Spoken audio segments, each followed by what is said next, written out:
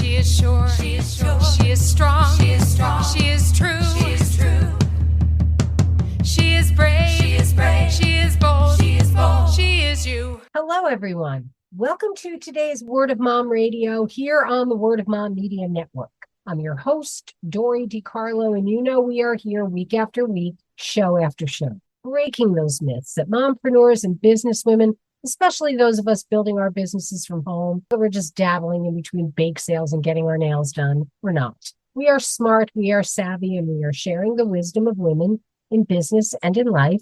And I'm looking forward to bringing today's guest into our business spotlight. Kristen Hillman is the founder and CEO of Victicula Financial, the go-to financial strategist and CFO for 6- and 7-figure entrepreneurs. Using her financial simplicity framework and 25 plus years of experience leading private equity companies, Kristen helps service-based businesses gain clarity on their numbers and increase their profitability. I'm not a numbers person, but I love when we have them coming in. So, Kristen, I can't wait to share what you are doing. So welcome to Word of Mom Radio.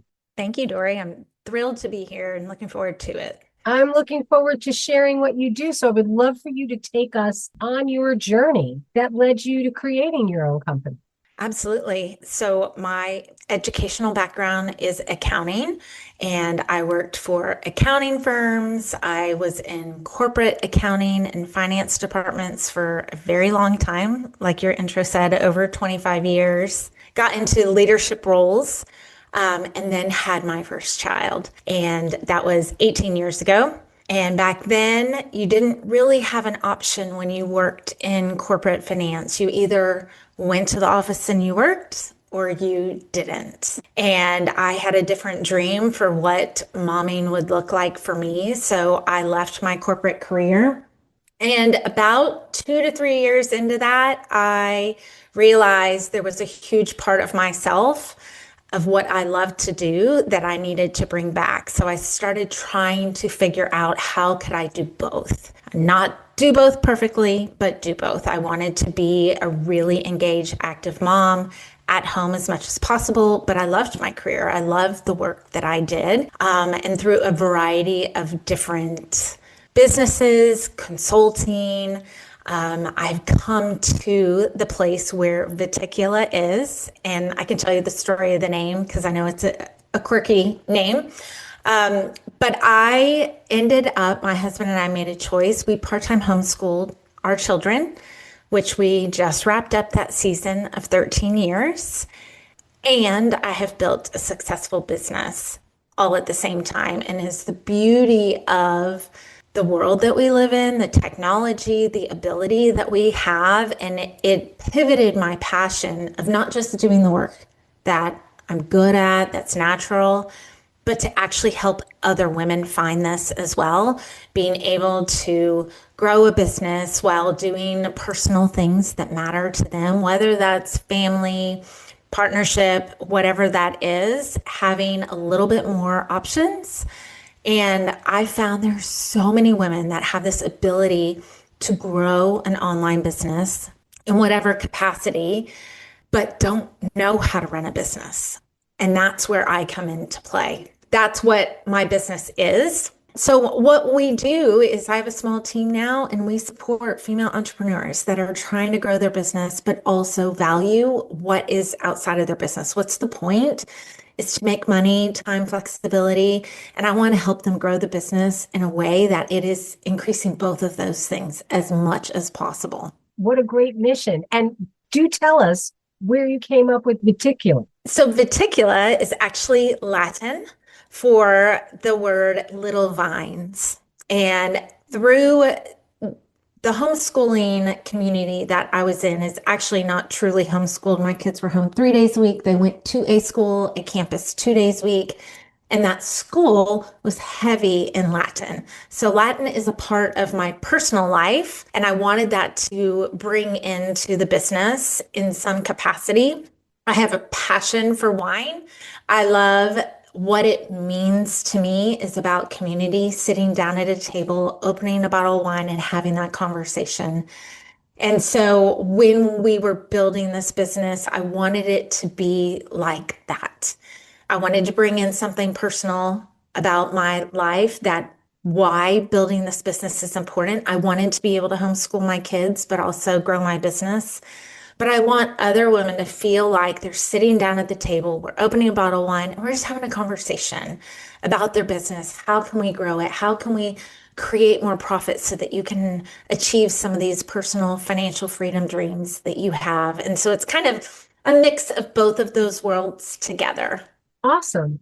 It's funny. During COVID, I got my coaching certifications, and mindset coaching is one of them. And I want to talk to you about Yes. the money mindset that people go through and how you have your strategies in helping people deal with that. I do.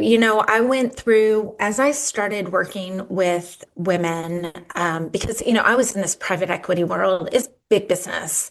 And as I started working with women who were former school teachers or all these variety of background, and all of a sudden they were running a business, they were all really anxious about talking about numbers and money and just the anxiety level that I noticed. And so I went down my own little path on money and mindset and what it does to us. And what I was realizing is I developed a way to report information to help them make decisions, not just generic financial statements.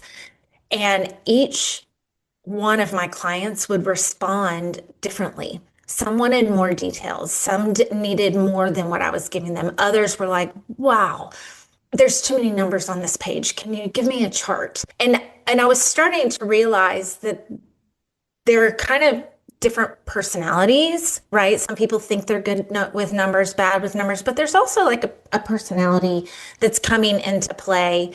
And I was needing to present the exact same information differently based on each person, so it would speak to them and mean something to them and help them actually make decisions about their business.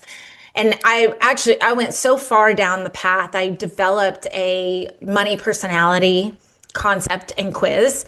I'm not even sure if you know if we've addressed this yet, but I found that there are different ways that we can look at the same piece of information, and it impacts us, each of us differently. The word money mindset gets tricky, in my opinion. A lot of times I hear people say, oh, I have a bad money. I need to fix my mindset on money. I have these blocks. And I do think there are blocks. I think there knowledge and information of how we feel about things, our history, what's going on in the world when we grew up or started our business can impact how we feel about it. But I really wanted to get past this defining a good or bad money mindset, because really what it is just how you feel at that time, right? A moment in time. That's my mindset on whatever it is.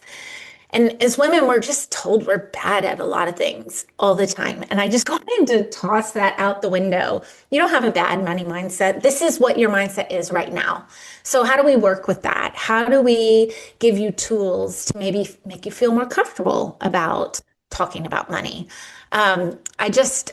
I don't know. I feel that women need a little bit of a pat on the back, and that it's okay if you have some fears or concerns about whatever.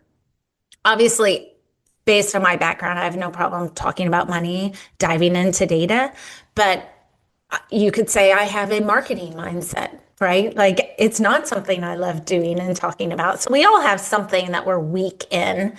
I just don't like telling people that they're bad at it. Like, let's just take the mindset as it is and move forward from there, and, find the positive way to address, how to move forward. I think that is so important. And again, what we say to ourselves, the things that we talk to ourselves about, we really can start our mind working on that hamster wheel of things. Oh, for sure. For sure. Yeah, I think we're told we have to be perfect and good at everything, and that's just not real. And that's okay. Like, we're not built to be perfect at everything. So it's okay. I think women have a hard time giving themselves grace in that way. Well, let's face it. I mean, in our country, here in the US, it's socially acceptable. Oh, women just aren't good at math and science. My daughter was a math whiz, and science came to her so naturally it was crazy. And I mean, her teachers told me that when she was in first grade. Yeah. And she was a born mathematician and things. So it's interesting how, again, expectations, I don't know what it is, but more often than not, and I guess with what I do and being here on Word of Mom Radio as many years as we've been doing this, and all of the women that we talk to, women are breaking out of that I'm not supposed to be. I mean, look at you. It's your natural affinity. Right. Right.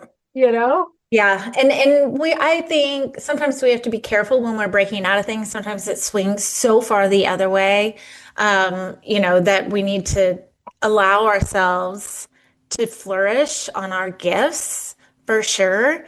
But then don't put so much expectation on being the best at especially if you are a mom, you're looking for some sense of balance in your life.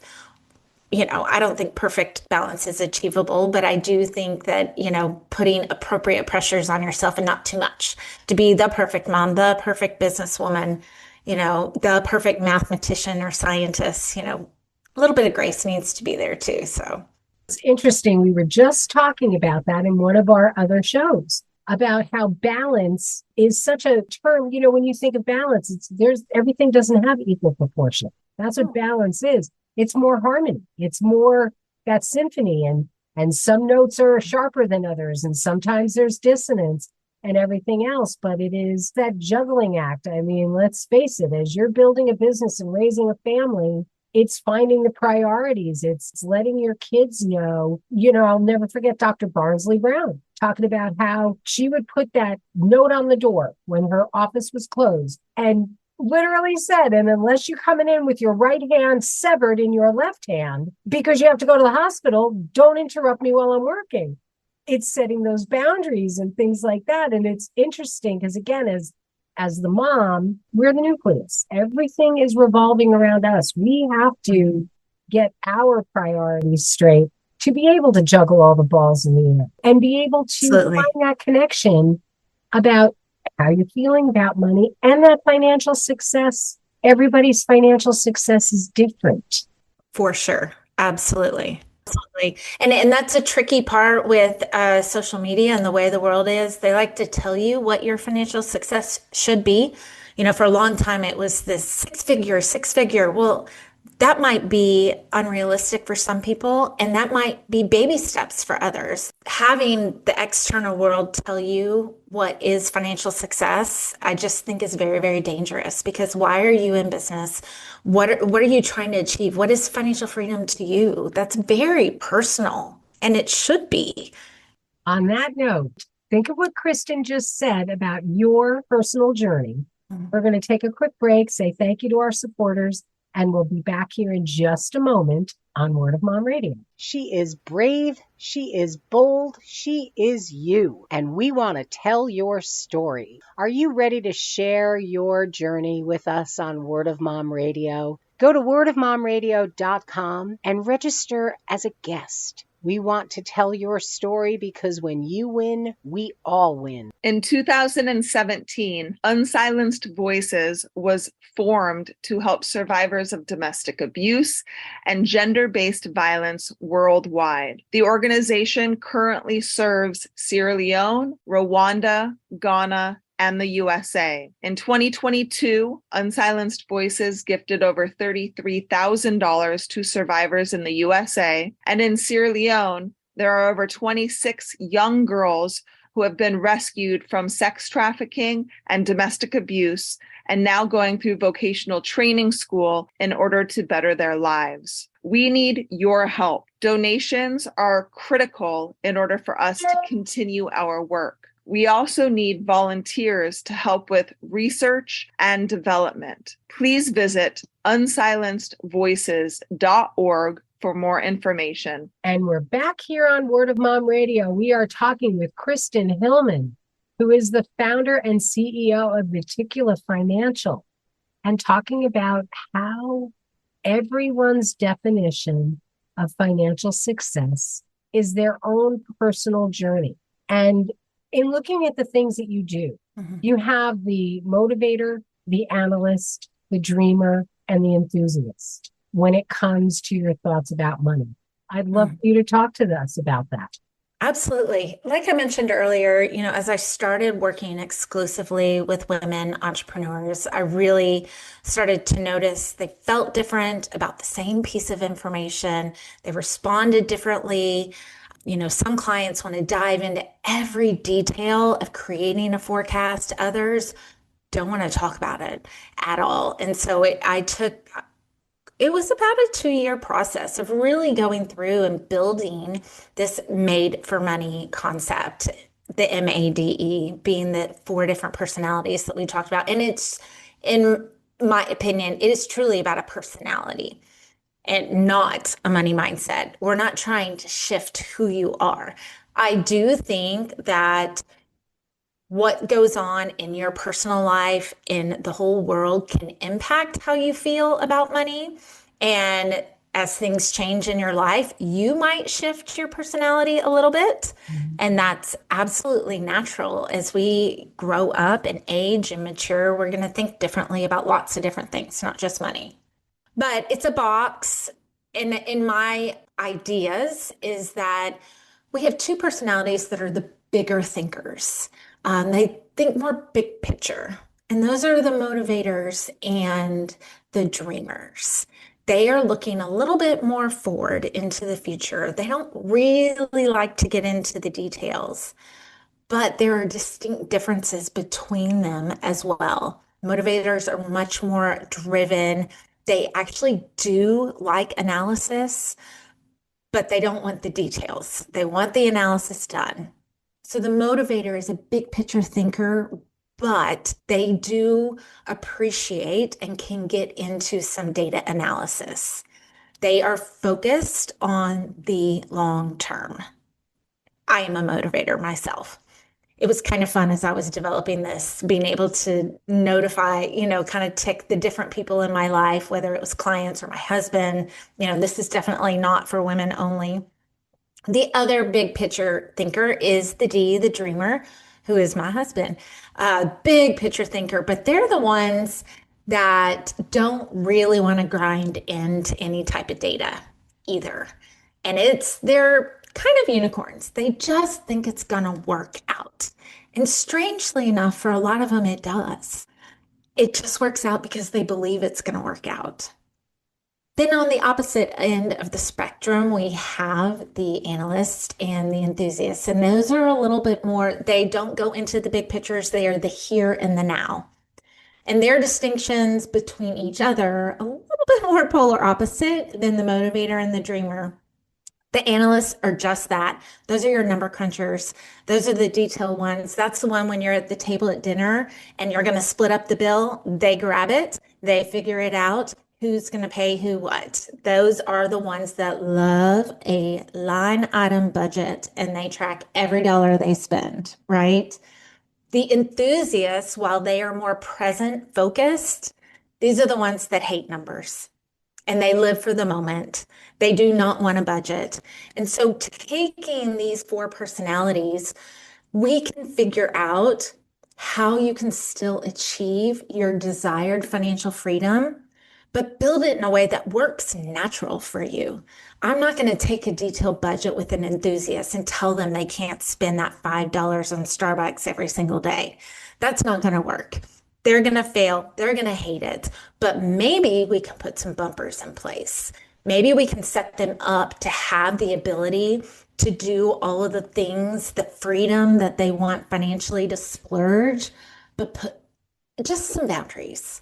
Nothing strict. And really what the Made for Money concept is doing is helping these women grow their business in a way and actually be able to talk about their finances where it's not stressful. It feels more natural.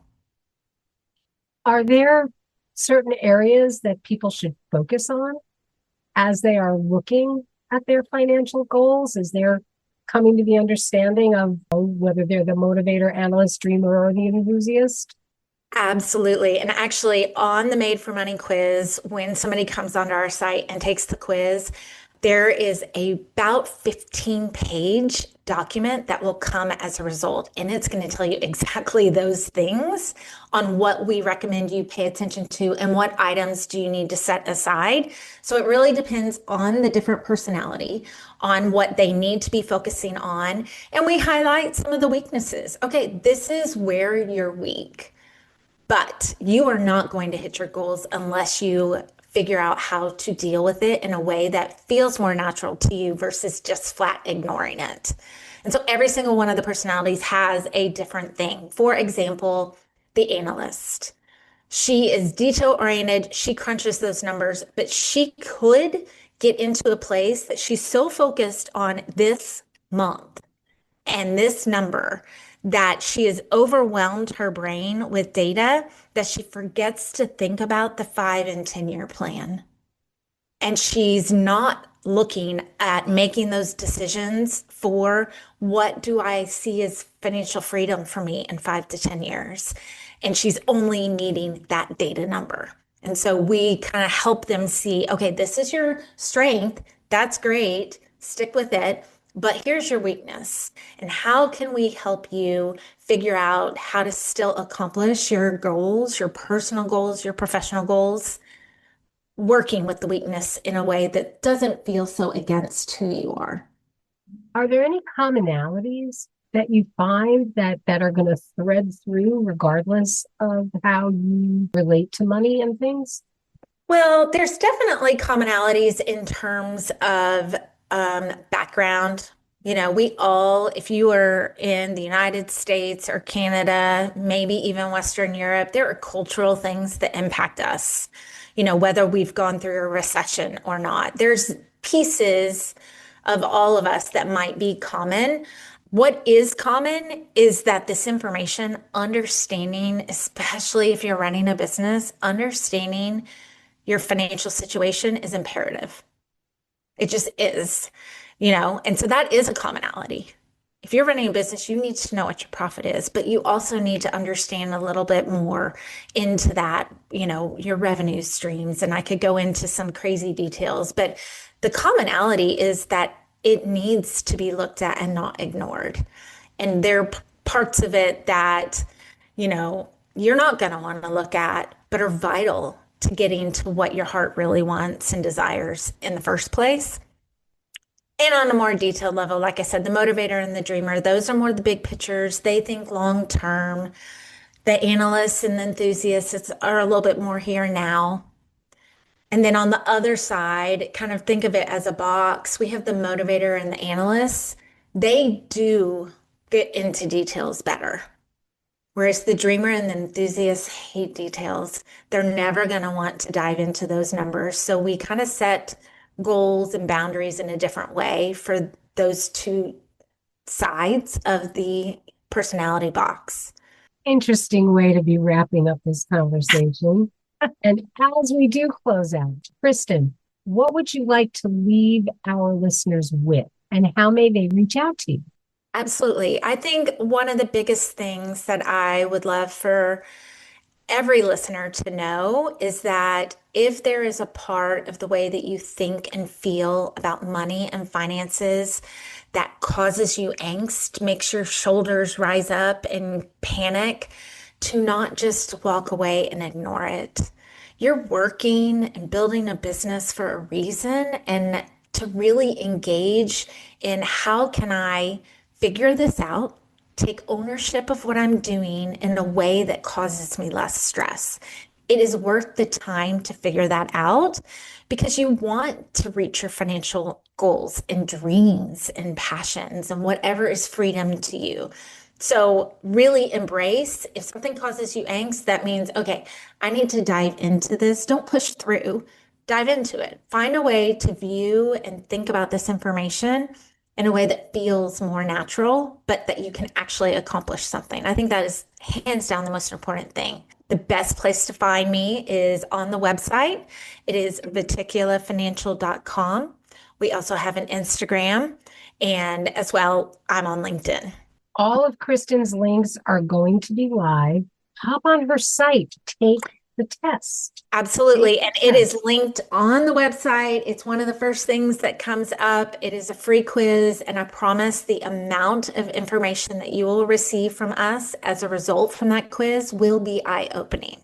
I really highly suggest that you do it as you're building your business. Give yourself a good mindset about it. It's yours. And for me, if you're not loving what you're doing, it's your own business. You have to find all those magical things that happen as you build your business. So I really do.